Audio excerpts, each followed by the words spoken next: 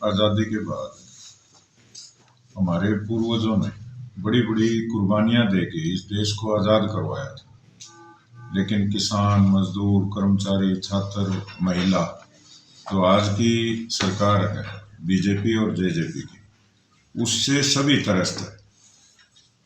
यहाँ तक जो मूलभूत सुविधाएं जनता को मिलनी चाहिए थी वो आज तक उनको इसलिए नहीं मिल पाई कि ये जो भय और भ्रष्टाचार का जो सिस्टम लगातार चल रहा है, चाहे सरकार किसी की भी रही हो, लेकिन बीजेपी जेजेपी ने तो सभी पिछली सरकारों के रिकॉर्ड तोड़ दिए।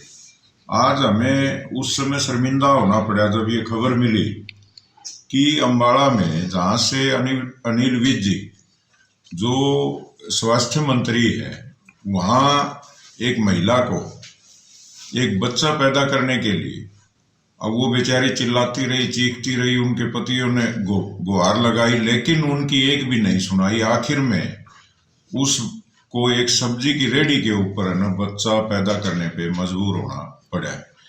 ये जो आज की सरकार का जो स्वास्थ्य के प्रति कोई ध्यान नहीं है, जो इससे बड़ी कोई शर्मिंदा होने वाली बात मेरे ख्याल में इस प्रदेश के लिए नहीं हो सकती। जो माननीय मुख्यमंत्री जी और अनिल विज जी आए दिन वो कहते हैं कि भाई डॉक्टरों की हड़ताल, डॉक्टरों की नहीं, डॉक्टरों के साथ साथ अनिल विज भी ज्यादातर हड़ताल पे ही रहते हैं, क्योंकि वो जो काम करना चाहिए मुख्यमंत्री जी को वो बोलते जरूर है लेकिन उनकी मानी नहीं जाती, और जब वो मनाने की कोशिश करते हैं तो उनकी आपस में खटपट हो जाती है और फिर लगातार वो उनसे रूसे रहते हैं। अब हम एक तो सरकार से मांग कर रहे हैं कि जेजेपी और बीजेपी सरकार ने कहा था कि हम 500 जन औषधि खोलेंगे, लेकिन उन्होंने 93 ऐसी दुकानें खोली, लेकिन 93 में से आज है ना 500 दुकानें बंद है। किसी भी हॉस्पिटल में आप कहीं भी जाओगे तो कोई आपको एक्सरे मशीन तक नहीं मिलेगी। किसी प्रकार का कोई भी गरीब जो जनता है, जो इलाज के लिए सिर्फ उनके लिए सिविल हॉस्पिटल है, और सिविल हॉस्पिटल में ऐसा नहीं है कि दवाइयां ना हो, बजट ना आता हो, करोड़ों अरबों रुपए का बजट आता है, लेकिन वो भ्रष्टाचार के जरिए कुछ मंत्री और कुछ जो बड़े पूंजीपति लोग हैं उनकी जेब में चला जाता है और जनता को इससे कोई फायदा नहीं होता। इसी प्रकार से जो जर्जर हालत में बिल्डिंगें हैं, हॉस्पिटल है, वहां खड़ा होना मुश्किल हो जाता है। मैं ये कह रहा हूं कि सरकार का ध्यान जनहित के मुद्दों की तरफ ना होके एक तो भ्रष्टाचार के तरफ ज्यादा है, जो जनता का टैक्स द्वारा दिया गया पैसा उसका इस्तेमाल जनता के ऊपर ना होके वो कुछ राजनीतिक और बड़े बड़े जो लोग हैं उनकी जेब में चला जाता है, जिससे आम जनता इसके लिए पूरी तरह से त्रस्त है और मूलभूत सुविधाओं का टोटा है। जिस प्रकार से आज ये एक पहली ऐसी सरकार है जो दिल्ली में माननीय केजरीवाल जी जब से मुख्यमंत्री बने हैं, उन्होंने जो कहा था वो पूरा किया।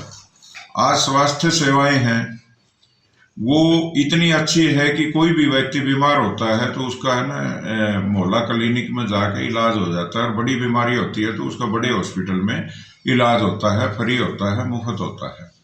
इसी प्रकार से पंजाब में माननीय भगवत मान जी की जो सरकार है, उन्होंने भी जो 1.5 साल लगातार सरकार के चलते हुए हैं, लेकिन उन्होंने भी जनता की जो आम सुविधाएं हैं, मूलभूत सुविधा है, उनकी तरफ ध्यान देते हुए और स्वास्थ्य का खास करके न इतना ध्यान कर रहे हैं कि वहाँ जो भी हॉस्पिटल है, मोहल्ला क्लिनिक है, वो लगातार 680 के लगभग उन्होंने गांव-गांव में खोल दिए हैं। तो जब केजरीवाल की सरकार और भगवत मान जी की जो सरकार है वो ये काम कर सकती है तो बीजेपी की सरकार क्यों नहीं कर सकती? इसका मतलब इनकी नीयत में कहीं ना कहीं है ना फर्क है। हम इस सरकार को तो चेताना ही चाह रहे हैं, लेकिन आम जनता से भी अपील कर रहे हैं कि आज इस प्रकार की जो गंदी राजनीति चल रही है उसको छोड़ के एक अच्छी राजनीति की तरफ लोगों को ध्यान करना चाहिए। हर बार ये हमें जात पात और धर्म की राजनीति में उलझा के एक बार धर्म के नाम पे वोट ले जाएंगे, एक बार जाति के नाम पे वोट ले जाएंगे, तो उससे कुछ लोगों को तो फायदा हो सकता है, लेकिन आम जनता को कोई फायदा इसका नहीं मिलता।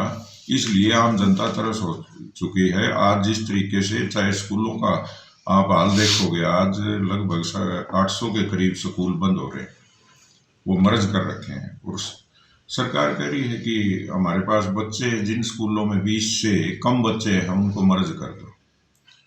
अब वो बच्चे गए कहाँ? सरकारी स्कूल में बच्चे क्यों नहीं आते? क्योंकि स्कूल में मास्टर नहीं है, हॉस्पिटल में डॉक्टर नहीं है। आज जो डॉक्टर की कमी है वो 50% पोस्टें हैं ना खाली पड़ी है। यदि सरकार उन पोस्टों को, खाली पोस्टों को भर दे तो जनता को सुविधा मिल सकती है।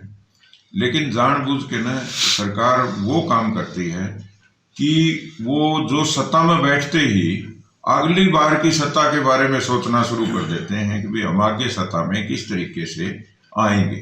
तो जनता की तरफ ध्यान ना देके, मूलभूत सुविधाओं की तरफ ध्यान ना देके वो सिर्फ और सिर्फ वोट की राजनीति कर रहे हैं। इससे